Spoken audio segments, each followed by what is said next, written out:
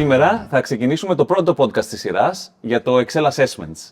Το Excel Assessments είναι ένα εξεταστικό κέντρο του Cambridge. Μπορεί να είναι αρκετά καινούριο στην Ελλάδα, αλλά έχει μια βαριά ιστορία από πίσω, η οποία, αν δεν κάνω λάθος, ξεκινάει από το 2003. Μαζί μας σήμερα έχουμε τον SEM του κέντρου, που SEM είναι ο Center Exams Manager, που τρέχει στην ουσία τις εξετάσεις, τον Μιχάλη Ανετόπουλο. Μιχάλη, πες μας ιστορικά πώς ξεκίνησε από το 2003 το κέντρο. Το 2003 ήταν η χρονιά που σταμάτησε να υπάρχει το μονοπόλιο στην Ελλάδα του Cambridge. Τότε το Cambridge είχαν αποφασίσει ότι θα ήθελαν να δημιουργήσουν και καινούργια εξεταστικά κέντρα και επέλεξαν εμένα για να δημιουργήσω το πρώτο κέντρο και να δούνε πώς θα πήγαινε αυτό στην ελληνική αγορά. Πώς και έγινε που επέλεξαν εσένα? Ναι, αυτό ξεκίνησε από τη γνωριμία που έκανα με τους ανθρώπους του Cambridge, μεταξύ των οποίων και τον τότε Chief Executive Officer, τον Michael Milanovic. Όταν βρέθηκα στο Cambridge για 3 μέρες σε μια επίσκεψη που κάναμε πολλοί ιδιοκτήτες κέντρου ξενογλωσσών για να γνωρίσουμε το Cambridge από κοντά. Τότε εκεί λοιπόν έκανα μια καλή γνωριμία, περάσαμε πολλές ώρες μαζί και είχα την ευκαιρία να περιγράψω το πώς ήταν τα πράγματα στην Ελλάδα εκείνη την εποχή. Μάλλον το εκτίμησαν αυτό και όταν αποφάσισαν λίγο αργότερα να επιλέξουν κάποιον, ήρθαν και με βρήκαν στο δικό μου χώρο και μου μίλησαν για αυτή την πιθανότητα. Εσύ μου είπες ότι αυτοί οι άνθρωποι επέλεξαν εσένα. Εσύ γιατί επέλεξες το Cambridge? Το Cambridge ιστορικά είναι ο καλύτερος εξεταστικός φορέας που υπήρξε ποτέ και συνεχίζει να είναι.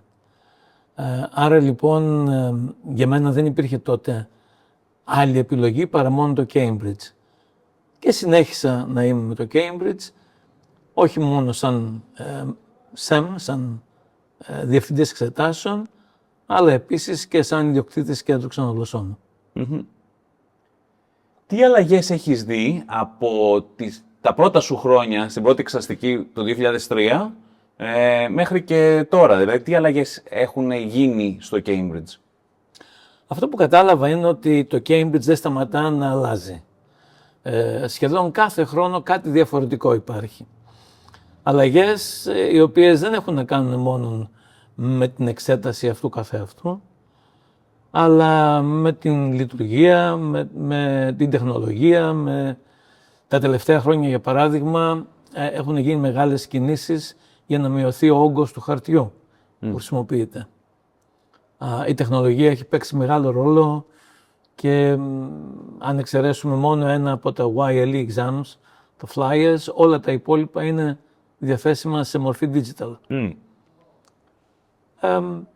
Άρα λοιπόν οι αλλαγές είναι πάρα πολλές.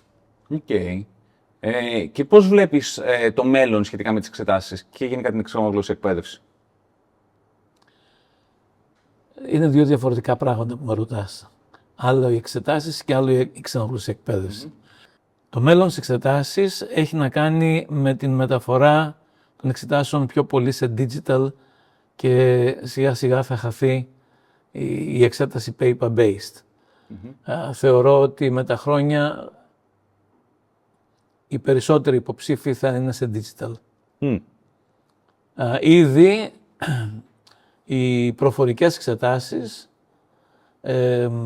οι examiners των προφορικών εξετάσεων βαθμολογούν σε ειδικά apps τα οποία στέλνουν απευθείας τη βαθμολόγηση στο Cambridge, ενώ παλιότερα σημειώνανε πάνω σε ειδικά χαρτιά, σε mark sheets, τους βαθμούς και εμείς από το κέντρο έπρεπε να τα στείλουμε στο Cambridge για να χρησιμοποιηθούν για τη βαθμολογία. Μιλήσαμε για το παρελθόν, μιλήσαμε για το μέλλον. Τώρα πάμε στο παρόν. Γιατί Excel και τι έχει να μας δείξει το Excel στο μέλλον? Το Excel γεννήθηκε το 2026. Πολύ πρόσφατο. Πολύ πρόσφατο. Ήταν μια επιλογή που ήρθε αναγκαστικά με το τέλος του προηγούμενου κέντρου που είχαμε στα χέρια μας. Το μέλλον.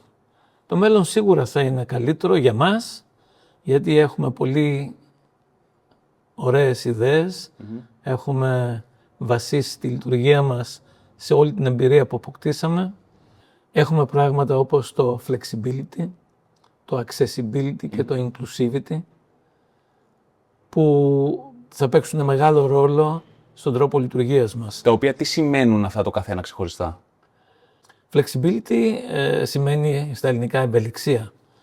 Και αυτό που θέλουμε να κάνουμε είναι να δώσουμε λύσεις στους υποψηφίους μας, οι οποίες να έχουν αυτή την ευελιξία. Δηλαδή να μπορούν να δώσουν εξετάσεις όποια μέρα, όποια ώρα θέλουν, σύμφωνα με αυτά που μας λέει το Cambridge.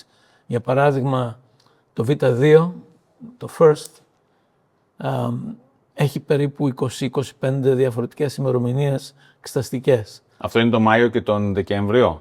Αυτές είναι οι ημερομηνίες που εμείς θα δώσουμε στους υποψηφίους μας για να μπορούν να συμμετέχουν όποια μέρα τους βολεύει και να μην περιμένουν τον επόμενο Μάιο ή τον επόμενο Δεκέμβριο. Επίσης σε άλλα exams, τα οποία είναι τα λεγόμενα on demand, εκεί πραγματικά μπορεί να δώσουν εξετάσεις οποιαδήποτε ημέρα του χρόνου. Okay. Μιλήσαμε για το flexibility λοιπόν.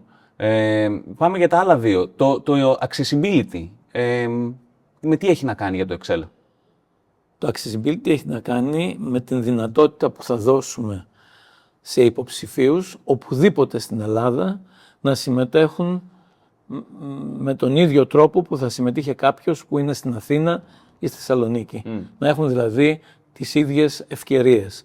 Αυτό είναι το accessibility. Αυτό είναι και για νησιά και για στερεά Ελλάδα και για χωριά και είναι για οπουδήποτε. Εμείς μπορούμε και θέλουμε να δημιουργήσουμε εξεταστικά κέντρα στο χώρο που ζουν οι candidates, οι υποψήφοι.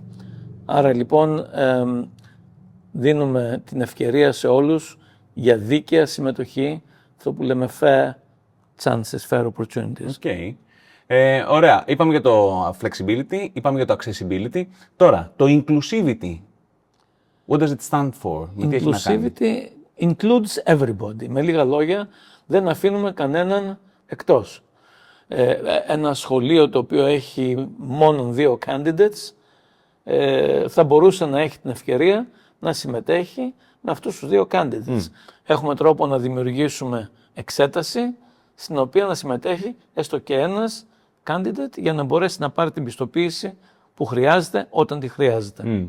Το Cambridge έχει κάποιες πρακτικές οι οποίες έχουν να κάνουν με τα fair chances, ακόμα και με τα παιδιά που όλο και βλέπουμε με περισσότερο πλέον, που έχουν κάποια δυσλεξία, κάποια δυσγραφία, κάτι που πρέπει να λάβουμε υπόψη. Τι είναι αυτό ακριβώς? Ναι. Υπάρχουν 2 όροι, Σταύρο. Ο ένας είναι το special arrangements και ο άλλος λέγεται special considerations. Είναι δύο διαδικασίες, τις οποίες το Cambridge χρησιμοποιεί για να αντιμετωπίσει δίκαια όλους τους μαθητές, είτε έχουν κάποια μαθησιακή δυσκολία, είτε συμβαίνει κάτι την ώρα της εξέτασης. Το special considerations, για παράδειγμα, έχει να κάνει με συνθήκες που υπήρξαν την ώρα της εξέτασης και δυσκόλεψαν τους μαθητές. Οπότε, όπως καταλαβαίνω, το accessibility, το flexibility και το inclusivity, που είναι οι αρχές του Excel, είναι και πολύ κοντά στις αρχές του Cambridge. Είναι 100% βασισμένο στις αρχές του Cambridge. Οπότε νομίζουμε ότι πηγαίνουμε ακριβώς στον ίδιο δρόμο που δείχνει το Cambridge. Η τελευταία ερώτηση που θα ήθελα να κάνω για το σημερινό το podcast έχει να κάνει με την ομάδα και τους ανθρώπους που πλαισιώνουν το εξεταστικό κέντρο. Μπορείς να μας πεις 2 λογάκια για αυτούς? Ναι. Κοίταξε, Σταύρο. Η ομάδα που πλαισιώνει το εξεταστικό κέντρο είναι το Α και το Ω. Είναι οι άνθρωποι οι οποίοι εκπροσωπούν το κέντρο ή κατ' επέκταση εκπροσωπούν το Cambridge απέναντι από τους υποψηφίους. Και οι υποψήφοι δεν είναι μόνοι τους. Οι υποψήφοι έχουν τους γονείς, έχουν τα κέντρα ξενογλωσσών ή τα ιδιωτικά σχολεία στα οποία ανήκουν. Και όπως καταλαβαίνεις, αν αυτοί είναι ευχαριστημένοι και αν η ομάδα δώσει υπηρεσίες ποιότητας, τότε λοιπόν είμαστε μέσα στα πλαίσια τα οποία θέτει το Cambridge. Υπηρεσίες ποιότητας δεν σημαίνει να βοηθήσουμε κανέναν. Τα παιδιά δίνουν πάντα αυτό που έχουν να δώσουν. Όμως η υπηρεσία έχει να κάνει με την καλή διάθεση, με την φιλική αντιμετώπιση, με το χαμόγελο, με τέτοια πράγματα. Οκ. Ευχαριστώ πάρα πολύ για σήμερα. Σταύρε, φαντάζομαι θα βρεθούμε και σε άλλες περιπτώσεις και θα πούμε και άλλα πράγματα. Ευχαριστούμε που μας παρακολουθήσατε μέχρι αυτό το σημείο. Στα επόμενα podcast έχουμε να αναλύσουμε διάφορα άλλα θέματα. Σίγουρα θα είναι τα special considerations, τα special arrangements κομμάτι αυτών, αλλά θα έχουμε και διάφορους άλλους καλεσμένους και θα αναλύσουμε διάφορα άλλα θέματα. Και επίσης, αν έχετε κάποιες ερωτήσεις, μπορείτε να τις σημειώσετε κάτω στα σχόλια και θα χαρούμε να τις απαντήσουμε την επόμενη φορά.